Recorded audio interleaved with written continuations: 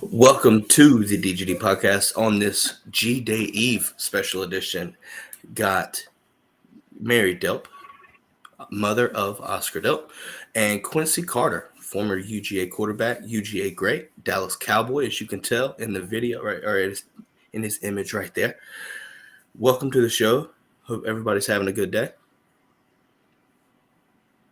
Thank you. It's great to be here. Absolutely.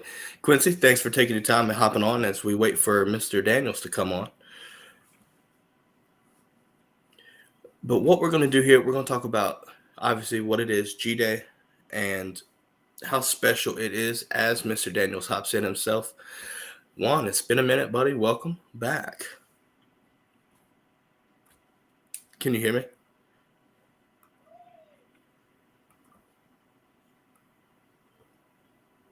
Hello? I can hear you. Okay. Sorry, guys. I'm just going through some technical difficulties. Can you hear me? I can hear Juan. We are good there. And Quincy, can you hear us? I don't know if Quincy can hear. I can't hear anything. I can hear Quincy.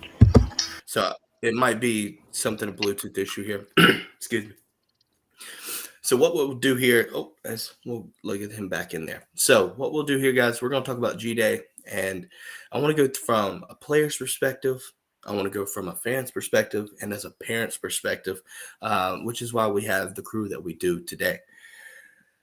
With that being said, Mary, since this will be your first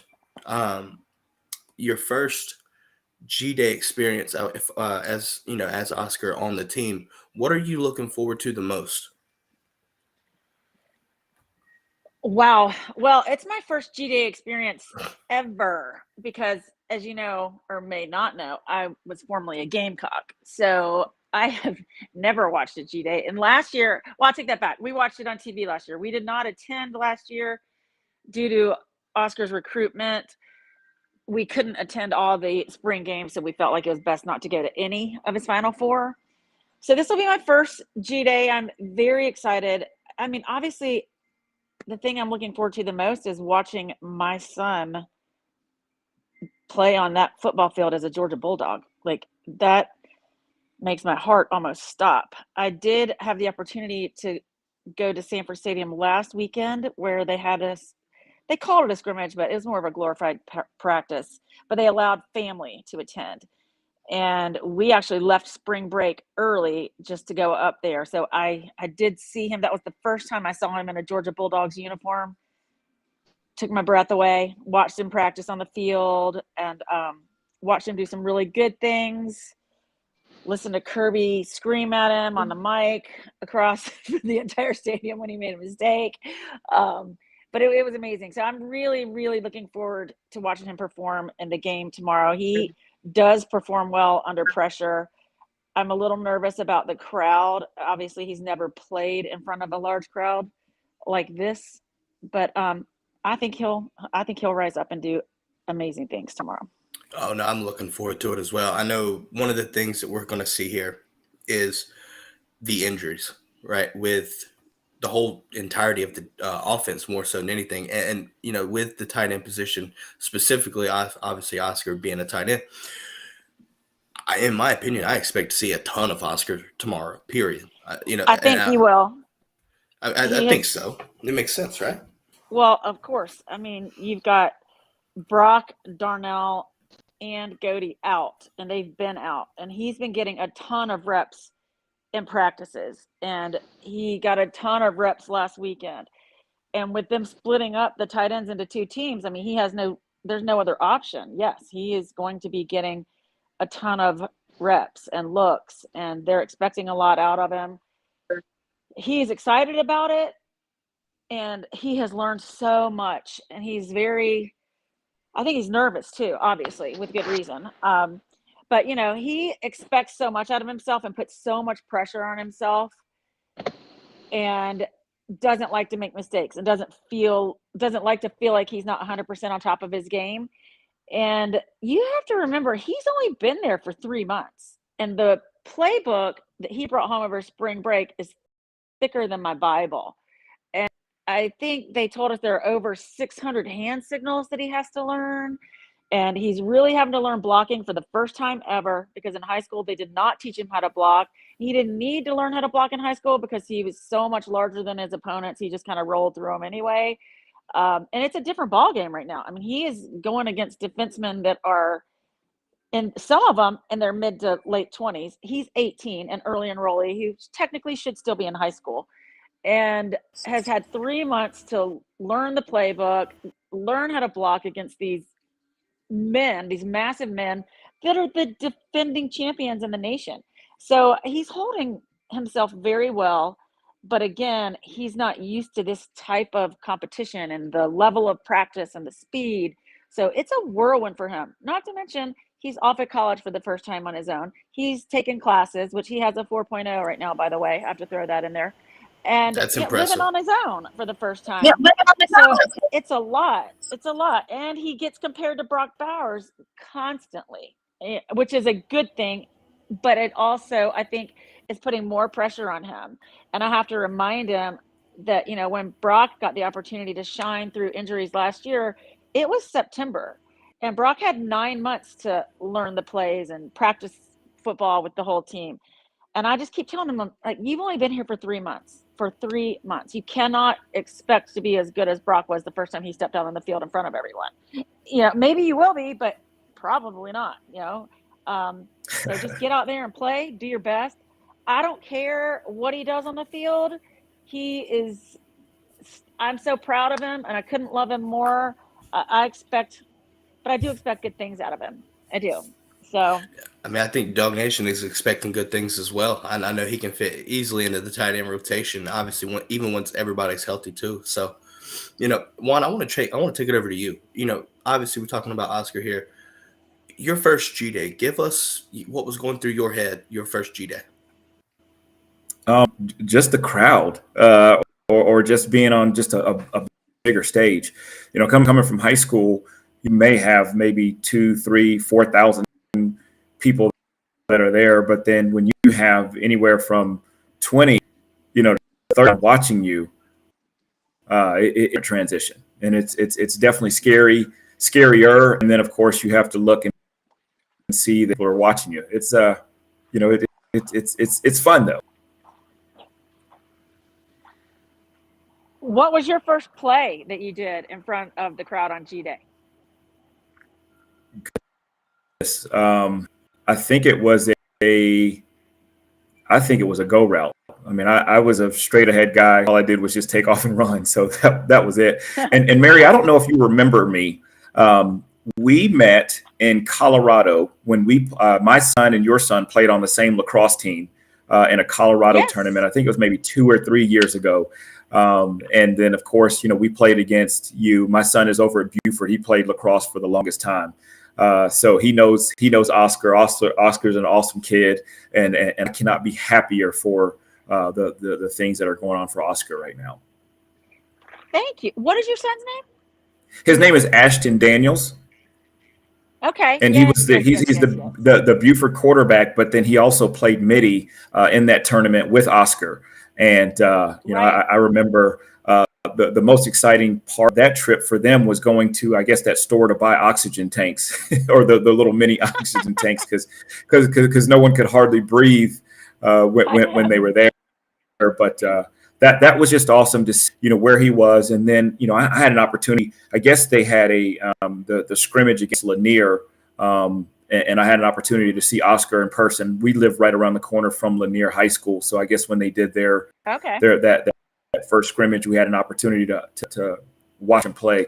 But and I've commented to Robert a couple times that anytime you got a guy that can put his hand in the dirt but also can spread, he's special. And Oscar is a special kid. So I'm excited to see what he's going to be able to do in a tight itch offense. I mean, it's perfect. Anytime you're looking at a 13 personnel, so a place like a Georgia or even Stanford, gosh, it would have been wonderful if we could have gotten them out there with Ashton, but where they really utilize tight ends, but it's different because the Oscars of the world and the Brock Bowers are just freakish athletes that can go and match up against linebackers and strong safeties and actually win those matchups. So, and I'll be there tomorrow to see Oscar, to see a couple of those other guys, and I'm really excited to see his future. It's interesting. Well, thank you. Thank you so much. It is pretty interesting how y'all have that like connection. That's wild. So Juan, I want to ask you this right here. I had completely forgotten about that. Oh, that's funny. Now, so I guess I want to ask Juan here. Do you expect Georgia to sell out G-Day? Like, obviously I know in 2016 we had the 93K, right? And I think that's infamous for us. But do you think there's a chance that we could sell out G-Day tomorrow? Robert, they sold out the parade. So if they sold out the parade, I would not be surprised if they sold out G-Day. I mean, this is coming off something absolutely amazing. So I had an opportunity on Wednesday night to listen to Kirby talk. He came down to the Gwinnett County Hall of Fame, and he was interviewed by Matt Stitchcomb, who they played together. But to hear his just enthusiasm, hear how excited he is about this upcoming team and all the tools that he has, the excitement for going to be here for quite some time. And who doesn't want to go and cheer on their the defending national champion, just like they did at that parade. It was amazing, and then to see those recruits that were down there with that group was just awesome. And I know especially for Oscar, anytime that you can just see from a parade where it's sold out and you hear that crowd going up, going crazy, screaming, and just that electricity, I'll tell you what, you're going to have a lot of people that are going to want to come watch. You're going to have a lot of recruits that want to play there, and then just the excitement is amazing. So don't be surprised if it's sold out. As Patrick in the brigade also said, he calls a full house with people walking away disappointed because they can't get in. Oh yeah. I mean, I honestly don't believe the rain is going to have any impact at all on the attendance. I really don't. I think there's just so many Georgia fans that's waited so long to see a national title that it won't matter. 41 years is a long time. That's longer than I've been alive. So I mean, yeah, yeah. I can't say the same. I can't say the same either. I did not bring that up. So Mary, so obviously we're talking about the attendance. Were you able to attend the parade as well? I did attend the parade, and I have to tell you, I was beyond shocked at the crowd. My husband and I went, we had lunch or breakfast. I don't even remember what time the parade started, but I remember we headed down to the stadium for the dog walk. And I've never watched the dog walk except as a recruit mom, where I stood over the bridge and was pampered and didn't have to worry about anything. I just kind of looked down.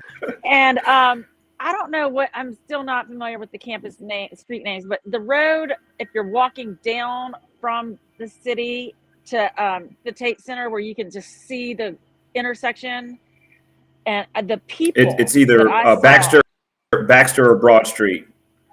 I think it's Broad. I don't know. It doesn't matter. But I was at the top of the hill walking down, and I couldn't believe my eyes. And the dog walk was still 30 minutes out, and there were thousands of people, and I almost started crying because I thought, well, I'm never going to see him. I'm never going to get up to him. I just had no idea it was so we're talking 30 people back, the whole thing. And I just had to put on like my mom power movement. Like, I'm a runner, and I just ran, and I busted through that crowd and went through a fence that I had zero credentials to go through. And they just couldn't stop me. And I went back into the back towards the tunnel, and I was still 5 or 6 people back. And I just begged people, like, please let me cut through just a little bit to see my son, his very first dog walk ever. And luckily there were some kind people that let me do it.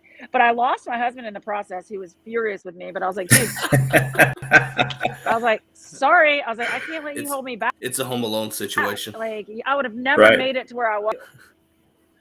Like, right.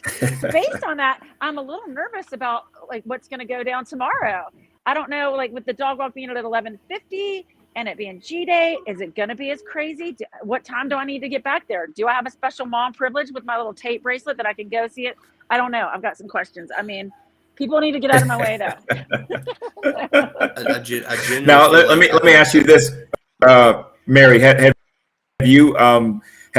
you booked all of your away game hotels? And I have, except for I can't remember. I don't have my calendar in front of me. There's one city that I could not get a hotel room for.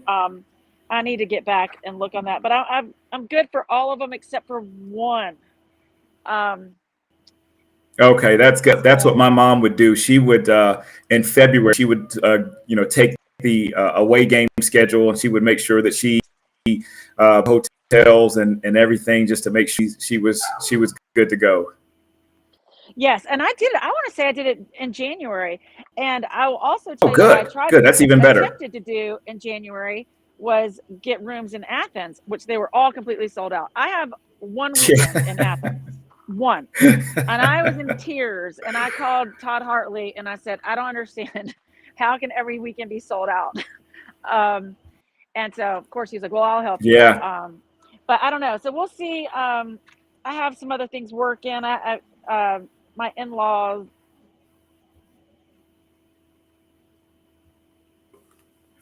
Let's see what happens here. We may have lost Mary Juan.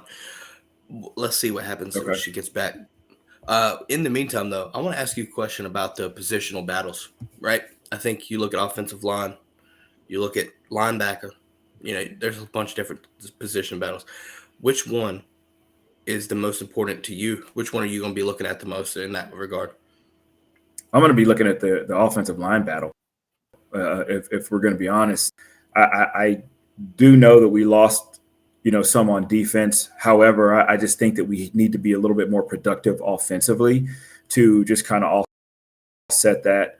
So that offensive line battle and listen, we've got two great running backs coming back. We've got great tight ends that are going to be able to help out. We've got great receivers. So, again, this is going to be their opportunity to really step up, and especially against a very tough Oregon defense, coached by Lanning, who's going to have just as much time as Brent Venables did last year. So, and he knows that offensive line. He does. I mean, I don't think that, he's probably looking at, hey, I coach that defense, and these guys are going to be able to step up, those linebackers. But that offensive line was maybe just a little bit weaker. So I could see him trying to go after that offensive line. So that's going to be the biggest, I think, competition battle. Okay, I'm back. I lost y'all for a while. I think there was something wrong with my connection. Nah, it happens, Mary. Now, what we were talking about, Mary, while you were having the issues and getting back in, was position battles. Which position battle are we looking forward to the most, right? Juan talks about the offensive line. I'm looking at the receiver position, right? A.D. Mitchell is the guy, but who is going to be that second man up, right? Like Georgia needs that. And in my opinion, I think you look at guys that's had a good spring, Don Blaylock, Marcus Rosemead, there's just so much talent.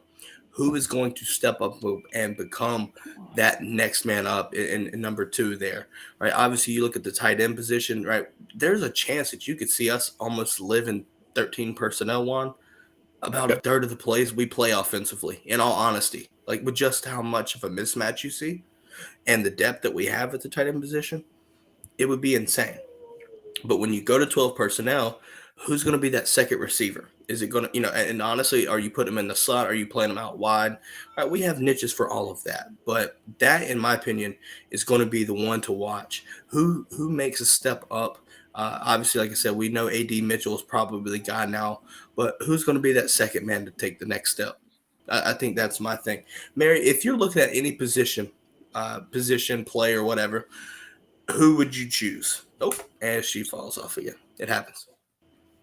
It happens. I'm excited. I've heard some good things about Denylon. I've heard Denylon is doing well, and he's a dog. So I'm excited to see how well he does. So that'll be an interesting to see ups up. I know McConkey, is going to be there. So it'll be interesting to see how that goes. Mary has a question for her. Let me see here. Mary, what is your favorite aspect of the Georgia football culture or fan base? Good question, Roots. There we go. We'll keep it up for you. Favorite aspect of the Georgia football culture. Gosh, I think the passion.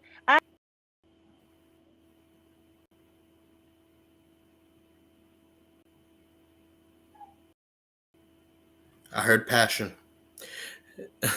I mean, I can see that. Let's see what's going on here, guys. Oh, all right. Anyways, we're having some issues here. We can hear you. I'm sorry. Right? I'm back. Right. I'm sorry. You're fine. You're fine. So anyway, I haven't been a part of it for very long, but I think just the passion and the loyalty and everyone just seems so genuine and true, which is one of the reasons we chose Georgia over all the other programs to begin with. I know it's cliche and you hear it from a lot of the recruits and a lot of the commits and the players, and they say, it just felt like family, but it really, really does just feel like family. So I guess that would be my answer. I mean, I like it. I like it. I mean, honestly, like it makes sense to me. Juan, what do you say? Oh yeah. I mean, and he's right. I mean, it's again, just passionate. Look what Oscar and the Delp family look forward to for these next 3. And I'll be honest with you. Oscar's a 31-month guy for me. He's a 3-year guy. But even if he were there for years, I mean, look at what they have to listen to each and every Saturday. And even again, the spring game, that parade, and even Mary said it was just unbelievable, just the passion. And again, when I took my official visit to Georgia, it just felt like home. Of all the places that I went and all the coaches that I talked to, Georgia just felt like home. And it does sound cliche. However, you just have that feeling. And then of course, as your parent, as a parent, that was something that my mom said when we left. She was just like, wow, like I am sold as a fan, as a parent, and somewhere where I want my son to go to school. This is the place. Yeah, I think if we're asking that question for me, I just think it's the passion as well. I mean, Mary spoke it into existence, and I think it makes sense that you see it all across the country, right? Especially in Georgia, but all across the country, man. Like the people just love Georgia, and obviously you saw it at the parade. You see it every time Georgia plays an away game or a home game for that matter, but more so away games. The loyalty and the fan base traveling is just all inspiring to me because, you look back at Notre Dame when you go to South Bend, right? There was so much red there. It was insane. And you don't really think you would see that at a place like Notre Dame. You just really don't. So, the loyalty and the passion, it just makes too much sense not to be that best aspect of it. But Juan, I can also see your point of it being like a homey feeling, right? Because it just seems like it's one of the nicest college campuses in the country, And Mary, yep. I know as a parent to a recruit, you and Juan for your instance here, y'all go around the country looking at other campuses and things like that, and I'm sure that's an aspect that y'all take into consideration, right? Because let's be honest, when Oscar was getting recruited, I think it was one of these situations where it was going to be South Carolina or Georgia. I remember the fan base for South Carolina making signs and hashtags for Delp wanted and things like this.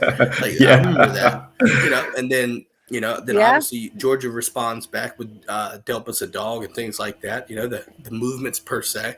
So, look, Georgia is just one of those places, man. It feels like home. It really does. It really does. Here you go, Patrick Oliver. Juan, you'll love this.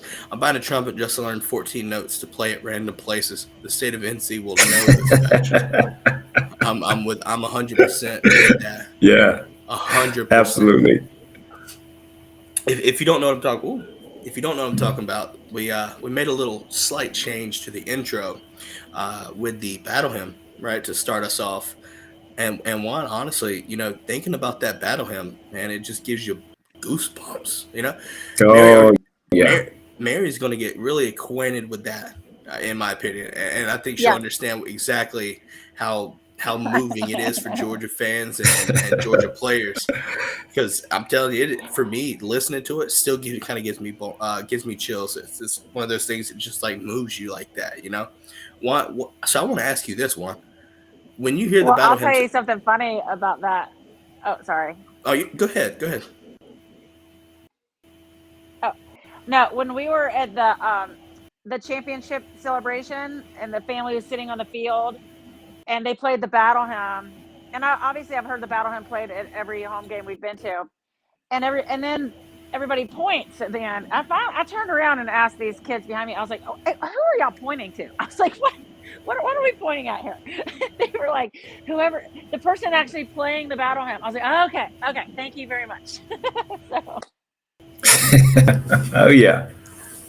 And the cool thing is they do it. If I'm not mistaken, they randomly pick it too. If I'm not mistaken, Yeah. so it's somebody yeah. different every time.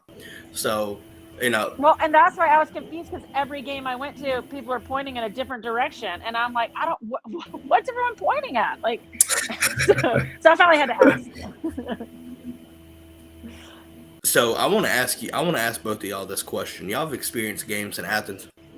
What's your favorite game day part? Like, what's your favorite one specific game day experience? Is it the battle hymn? Is it calling the dogs? Is it light up Sanford? What's your favorite piece to the game day experience in Athens? Oh, I will have to say my favorite was the light up dogs. Is that at night whenever it's red and all the flashlights light are up on? Sanford. Yeah. Again, yes, I thought that was pretty amazing. Pretty amazing. What about you, Juan? And for me, I mean, obviously being a player, being a fan, looking at it, it is that battle hymn. I mean, it really is. It just sends electricity through you, and you just know it's game time, and it's about to, the place is about to be rocking. So that's for me, and of course too, watching the dog walk and then being a part of the dog walk. There's nothing more exciting than to see people, just rabid fans, just going crazy. They're just like, and it just sends an electricity through you that's just that's just out of this world. As Patrick says, other than the battle hymn, the red lights, nobody can touch that. Still to this day, though, Alabama, we did it first. I'm just gonna let you know that now. All right, just let you know. Look, I think there's so many key pieces. For my just to pick, I guess. I'm with Mary on this one. That light up Sanford, just doing it anywhere, right, for the fourth quarter. It's just moving when especially when you see, the TV, you see the whole stadium just light up with flashlights. And, even at the Natty, even in the Natty in the national championship game, you see that. And it's just like, wow, like, doing it at other doing it at other places, right? Going to away games and still being able to take over that stadium with that movement. It's just so fun to see. And it just takes your breath away every time. It's just wild. But I want to ask you here, right? So from your G-Day experience, what was the key thing that you took away from your G-Day experiences? Was it, was it like, I don't know, was it like playing in front of playing, or was it like, what stood out to you most about the G-Day experiences that you had as a player? Well, as a player, I mean, you're fighting for your position. You are trying to establish yourself because each and every year there's going to be new recruits that are going to be coming in, and then there's always somebody that wants to take your position. But then you also want to show a flash of what's to come. And, you want to hear them talking about, well, wow, one great spring. I'm looking forward to what he's going to be able to do during the season. Or he really sold his position. And so those are the main things. And of course, too, you go to class and you want these people that are going to be there from your class to see you and be like, oh man, Juan, you did awesome. And you're just kind of like, yeah, I know. I'm kidding. I was never like that, but don't let him fool. Don't let him fool you. Don't let him fool you. Don't let him fool you. We know you led the team in receiving. When you're calm down, the real ones know. Yeah, Mary. So I've got a question for you. As a Yes, former Gamecock, right? All right. Don't use the word former, okay? I'm still a Gamecock. Okay. So this is like the Marine treatment for me. Okay. It's no, the dogs. I am a dog first. Now, I am a dog first. I will say that the Georgia Bulldogs have won my heart, but I have not 100% turned my back on the Gamecocks. So let's be clear about that. For the record. So since you are a Gamecock, this sounds like I'm talking to a Marine. Since you are a Gamecock, is the 2000? Which intro is better, South Carolina's or Georgia's? South Carolina's. I'm with it. I got it, Mary. I got to give it to you. I got to give it to you. Oh my gosh, that first time I played and there in '94. Good gracious. Like when that thing first came out there, I was like, you've got to be kidding me. It was electric. It was electric. It really is. I mean, everybody wants to talk about Sandstorm. And then it goes into Sandstorm. Well, the thing is 2004 leads into Sandstorm, and those 5 minutes, like you're literally like, it's incredible. It's incredible. Yeah. It's pretty good. It's fun. It's fun stuff. Now I will ask you this to add on to that. What's the logic of Cocky being in that cage and unveiling him every time? Like, what's the meaning behind that? I know he's a gamecock and he's a fighting bird, and you keep fighting birds in cages, and then you release them before the cage fight, and so he's being released to go fight the opponent. Fair point, I suppose. That's interesting. I always wondered why they did that, because I thought it was just to hype the people up in a sense of like, when the 2001 Odyssey, like the tone, like it actually hits and they undo it. I was like, okay, so it makes sense to kind of get some people going when, like a timing thing. But right. I mean, the actual ideology of the Gamecock makes sense. Yeah. So, obviously, listen, I just did a show recently, and from an SEC standpoint, I would take the Gamecocks player entrance, as if I had an SEC team program-wise, I would do that, because it's just like you said, Sandstorm is iconic there. I still need to get over that fighting chicken. I get tired of hearing it on the TV. I do. That crow is just annoying when you're watching it on TV. I get it, but it's just so over. Like, it's annoying. But I get that. Now, obviously, this is a Georgia podcast, but I do talk about SEC. As a Gamecock, how are you feeling about Spencer Rattler and Stogner? Oh, it's not. Gosh, I have so many mixed feelings about this. First of all, it's not fair how I judge my opinion on Spencer Rattler, because I base him off of how much I disliked him in QB1. Yeah. Which that's not very fair, but I just can't help it.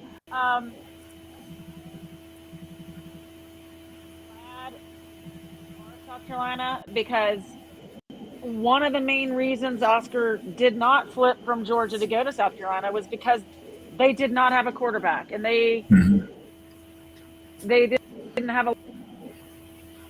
Yeah, I think Mary's onto something with that, though, because I remember in Oscar's commitment, like throughout that recruitment process, like that was a big thing to watch out for, because Georgia at the time, we were wondering if we were going to be able to throw to the tight end, right? Because we wanted to show them, and then next thing you know, the whole season you're seeing Brock Bowers just go off. Oh gosh! Hey, you're good, Mary. Now, so we were just talking about Nope. There we go. But no, honestly, you're looking at it though. I'm back. I What was lost that? you again. I'm sorry. I lost you again. So I don't know where I left off. No, you were talking about that South Carolina didn't have a quarterback. Right.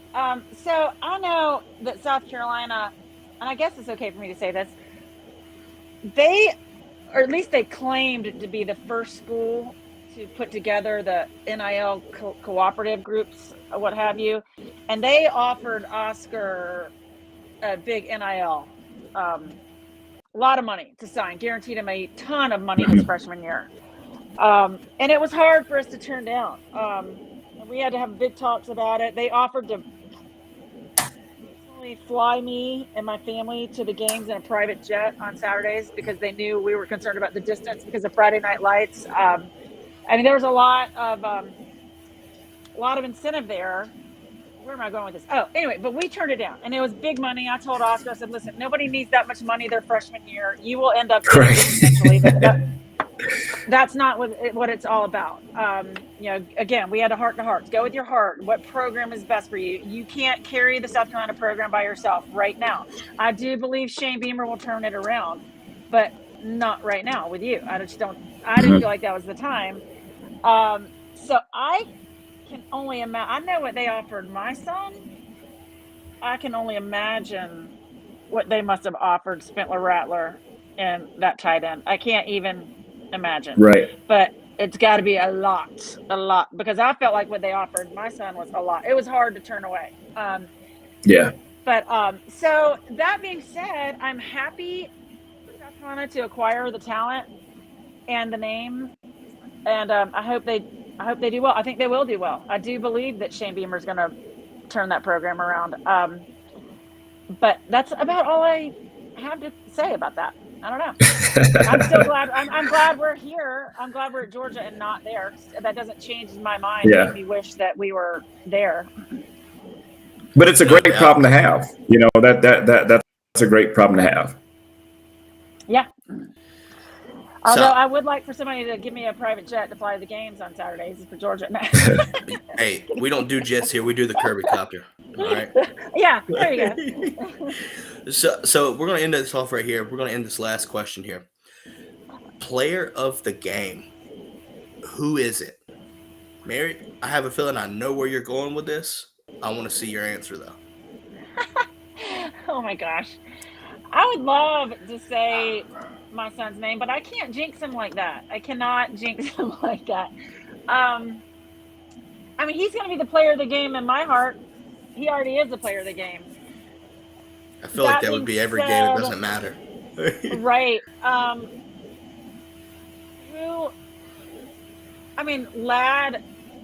Lad looked good last week. Who else? I don't know all the players' names right now. Number 17. Who is number 17? But on offense. Do you know? I think he was number 17. Receiver? Miller? Yeah, Miller or Mitchell? A.D. Mitchell's 5. A.D. Mitchell. Oh, okay. Yeah, I don't know who number 17 is. Braxton Miller? Maybe. He looked good last week. Again, I'm basing it on one practice that I watched. So, fair point. I have to say my son because I don't really know who else to say. I'll take one. Listen, as expected as that was, it's A-okay on this book, okay? A-okay. Okay. Juan, player of the game, if you had to choose one, who stands out? I'm going to say Mitchell. I think it's he needs to break out, and I think that he's going to want to focus on breaking out. It's going to be a matter of, are they going to be able to get him the football? And is he going to make plays once they throw the football? They're going to have a lot to focus on with the other receivers, other tight ends, and running backs, and so this will be an opportunity really for him to shine against a not very well known defensive secondary. No doubt. I'm going to go on I want to do offense and defense. Offense, I'm going Kendall Milton. I think he's just ridiculous. And then on defense, give me Jalen Carter. Jalen Carter is going to show you exactly why he's going to be a top 10 pick next year. Watch. Just going to leave it there. With that being said, I hope everybody has a great Good Friday has a great G-Day experience tomorrow, whether you're watching from the stands or from the TV, 1 o'clock, ESPN2. With that being said, Mary, where can people find you if they want to find Mama Delp? Tomorrow at the game? No, just in general. Just in general. Social media. I'm sorry. I don't. Well, it got it good. Twitter is that what you mean? Like, Yes. I mean, Just social what media. is my Twitter handle? I think it's. I don't even know my Twitter handle. I think it's Mary Delp 1-2, because there was one other Mary Delp that. It is. Okay, because there's another Mary Delp out there that if you look at the picture that comes up, it's the cutest thing ever. It's Oscar and his best friend from when they were in like 5th grade, and he tried to start a Twitter account, and that's it. And there's not hardly anything on it, but I think that one just says Mary Delp. But that's Oscar and his little buddy Ethan sitting there with their backs in football uniforms, their profile. So yeah, and I'm on Instagram and Facebook, and I think it's just Mary Delp on both of those. I don't know, but yeah. Well, it was a pleasure to have you on, Mary. Thank you. Thanks so much for having me. Hey, of course. All right, guys, we're going to wrap this thing up and let everybody start their weekend early, their G-Day prep early. Yeah, yes, indeed. Juan, I know you're going to be tailgating tomorrow morning, we know. With that being said, though, have a great rest of your day, great rest of your weekend. We'll be back on Monday to talk and recap G-Day 1. Hopefully things will be situated and we'll have a lot to talk about from that. And on that note, though, go Dogs. Go Dogs. Go Dogs.